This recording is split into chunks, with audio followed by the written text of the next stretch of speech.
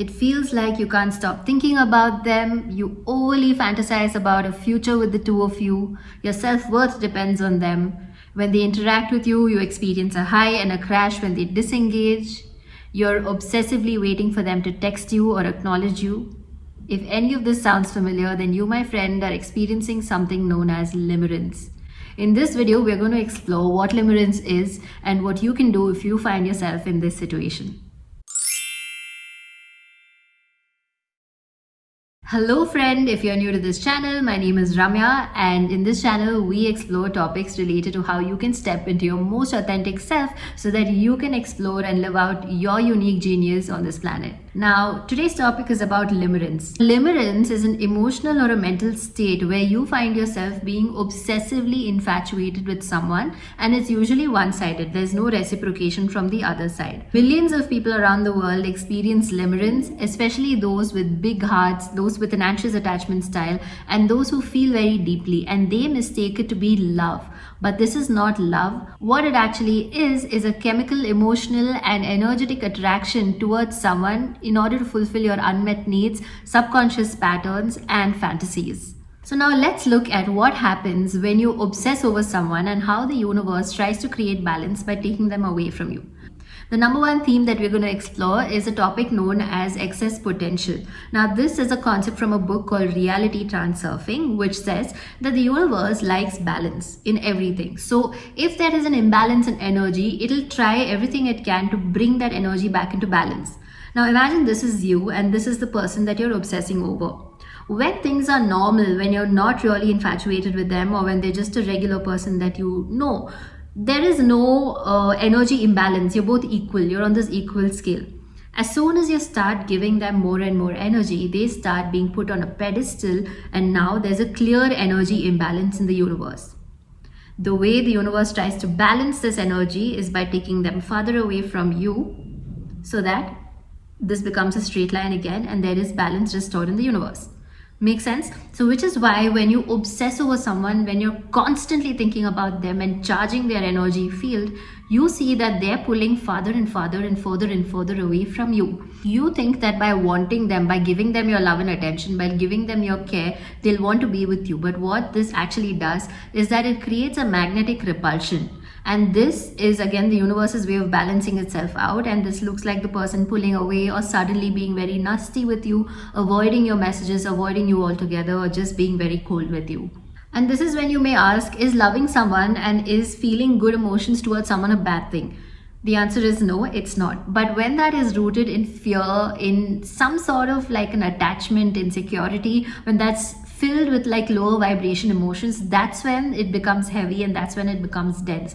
If your love is pure, if you're just giving them love for the sake of giving it and it's just open-hearted without expecting anything in return, then you wouldn't care whether they're pulling away or whether they're moving apart or whatever. But in the case of limerence, that's not the case. You're constantly waiting for that small little acknowledgement from that person, and you create so much desperate and clingy and needy energy around it. Now this brings me to the second point, which is even if you're not constantly texting them or you're not reaching out to them, if you are always thinking about them, if you're always talking about them, if you're trying different manifestation rituals to bring them back into your life. In fact, this is one of the most searched for topics on the internet, is how to attract an SP or how to win an ex back.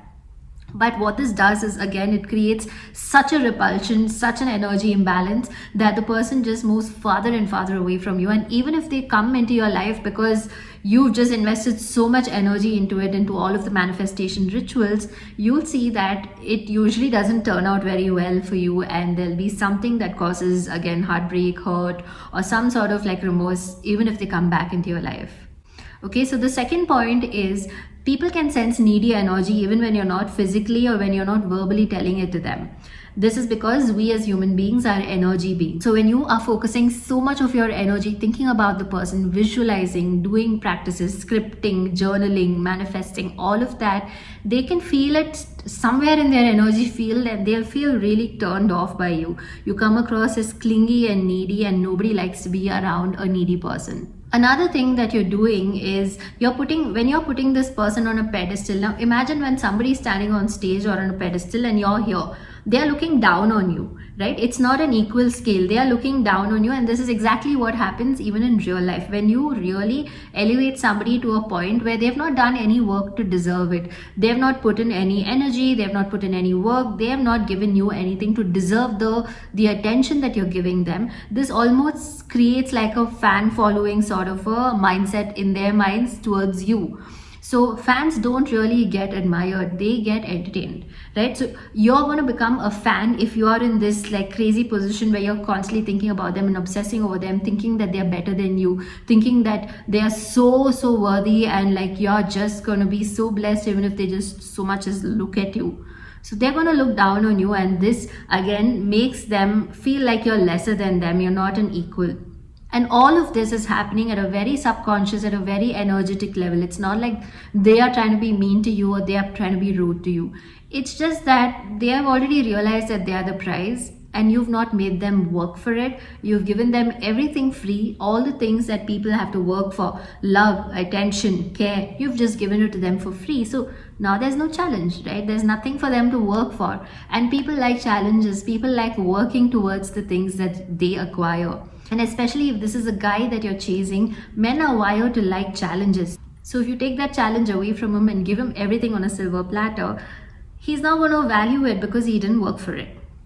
And here's an example that might drive the point home even more. Imagine you're playing with a beach ball in the pool, and then you take the beach ball and you put in all your energy to like force it down. The more force you put in trying to keep it down, the more energy you give it, the more it bounces and the farther it gets away from you. It's the same with people. The more energy you give someone, the more they move away from you, because nobody likes to feel that sort of extreme insecure attachment, that anxious attachment around them. People like to be free, people like to be sovereign, and when they know that someone's being so clingy and needy, it just creates a very repulsive force. Now you might be thinking that I'm not the kind of person who has ever behaved this way. I have no idea what's happening with me. Then I'd like to tell you that there is a neuroscience backed reason for this too. Your brain is literally wired to crave the chase, especially when the reward is so uncertain. When someone gives you mixed signals, one day they're hot and the other day they're cold, and they're really inconsistent to the way they are with you, this creates excitement in the brain because it gives the brain something to chase after. It's so much more entertaining than consistency, which feels safe and predictable.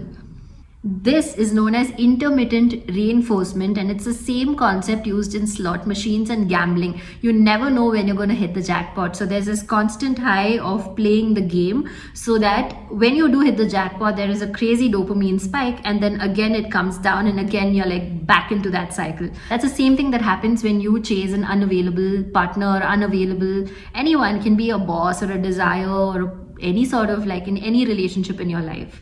So even if you're getting scraps from this person, it can be one short message or one look in your direction or just one word about you.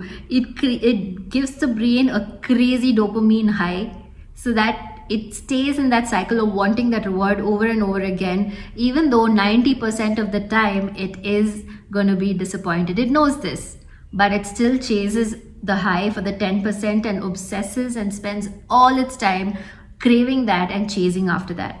Now, if you have an anxious attachment style, it's likely that you may experience limerence even more, because your brain senses this as a threat. When someone pulls away, it questions your survival. It basically means that, okay, if this person's going to be hot and cold with me, if they're going to pull away from me and not give me attention, then I'm going to be ostracized, and then I'm going to be left alone, and then I'm going to die and be eaten up by predators. And the same brain has carried on even today. And maybe you've had a difficult childhood where you've had like a loved one making you work for their love, or giving you love only when you prove that you're worthy or when you've done something. So this creates a very anxious attachment style where you know you have to constantly do something to earn someone's love. And when you feel that that person is not giving you love, you feel that you've not done enough. You feel that you're not worthy enough. You feel that you constantly need to prove to them that you are worthy of their love.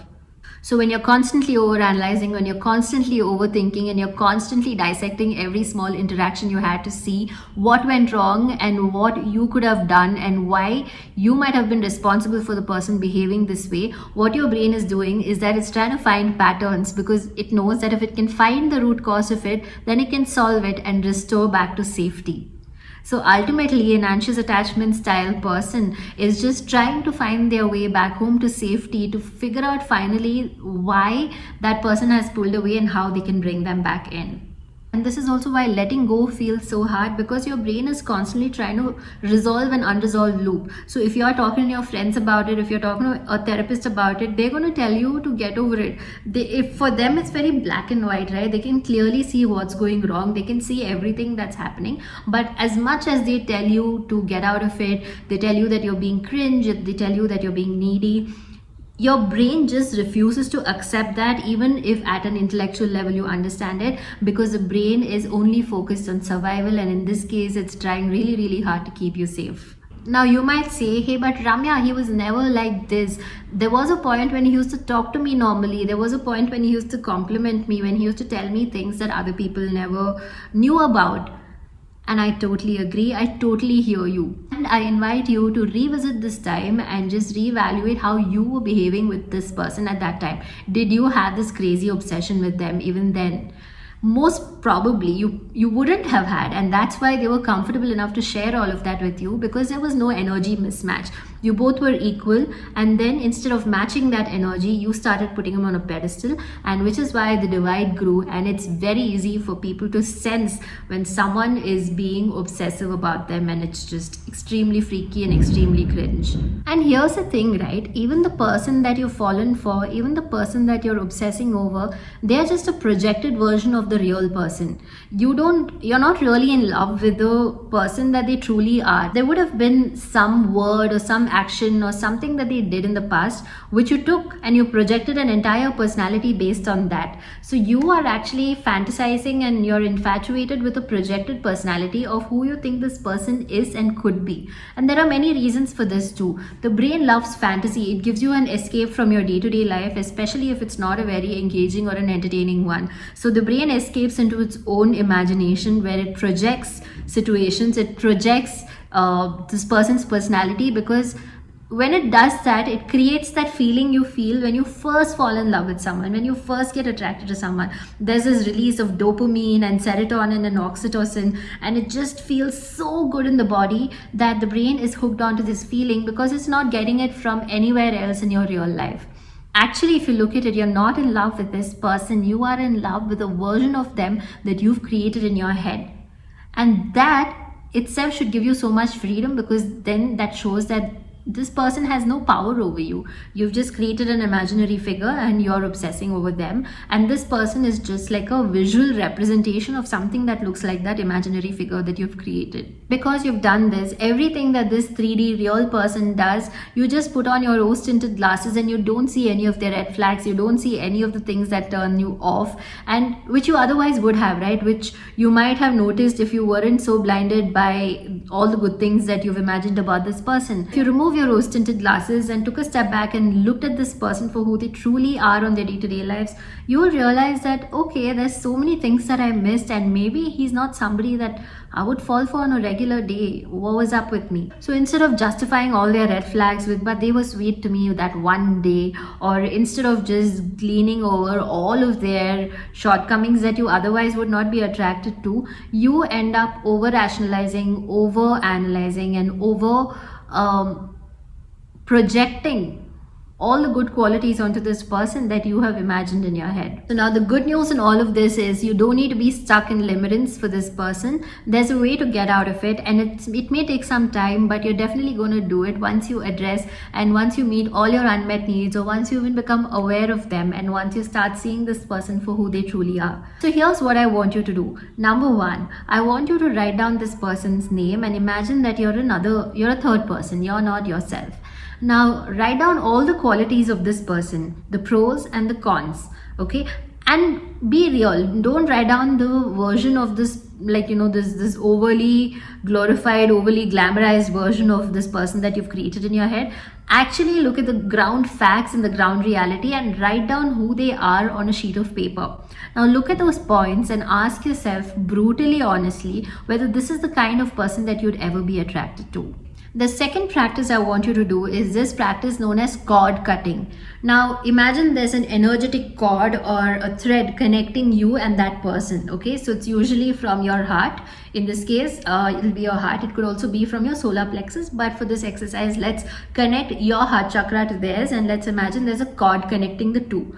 Now verbally affirm, either loudly or in your mind, that I lovingly release this energetic connection between you and me. Thank you for all that you've done. I call back all my power and all my energy back to myself. Okay, I want you to repeat this once more, and then imagine that all the energy that you've given this person has just come back to you. You can even do this action. You can even imagine that you're collecting all your energy back, and your energy is back into your heart center. Okay. Once you do this, just imagine a giant white pair of scissors coming and cutting the cord between the two of you. Now you take the cord that's cut, both ends of it, and you take it out, you pull it out of your heart, you pull it out of their heart, and then you surrender it to the universe and say, universe, I want these cords to go and attach themselves to the nearest place of worship or to the nearest high energy place. So you're surrendering all these energies to a place that is high energy, vibrationally going to take care of it and transmute into love energy. So this is a very powerful way of cleansing and clearing your energy.